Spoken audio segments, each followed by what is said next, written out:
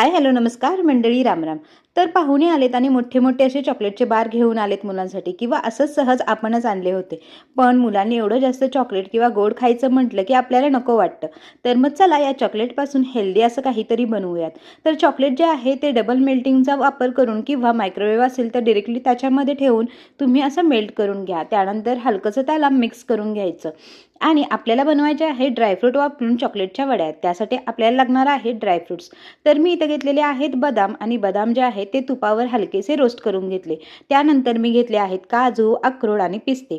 तुमच्याकडे जे काही ड्रायफ्रुट्स असतील ते सगळे घ्या आणि ते व्यवस्थित असे ना कापून घ्यायचे. चॉपिंग बोर्डवरच मी त्यांना क्रश केले, तुम्ही मिक्सीला सुद्धा लावू शकता. त्यानंतर काही मी घेतलेले आहेत खजूर आणि त्यांच्या बिया काढल्या. नंतर हा एक ट्रे घेतला, त्यात बटर पेपर लावून दिला. बटर पेपरवर एक चॉकलेटचा लेयर आपल्याला लावून घ्यायचा आहे. इथे चॉकलेटचा लेयर लावून झाला. त्यानंतर खजूर जे आहेत ते मी इथे ठेवून दिले. त्यानंतर आपण जे चिरलेले ड्रायफ्रूट होते ते सगळे पसरून घ्यायचे.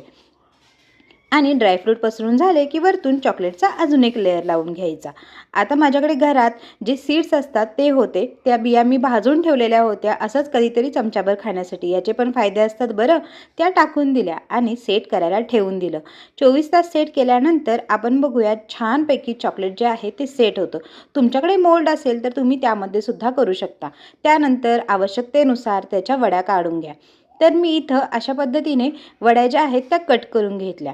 अशी एक वडी खाल्ली की मस्त असं आपली जी क्रेविंग आहे गोडाची ती पण जाते, मुलांनाही आवडतात. आणि याच्यात खूप सारी पोषण तत्वे आहेत, कारण खूप सारे ड्रायफ्रूट आणि नट्स टाकलेले आहेत. नट्स आणि सीड्स म्हणलं की हेल्दी आलंच नाही का. एका कंटेनरमध्ये भरा आणि फ्रीजमध्ये ठेवून द्या. 2 दिवसाच्या वर राहिले तर 15 दिवस टिकतील बरं.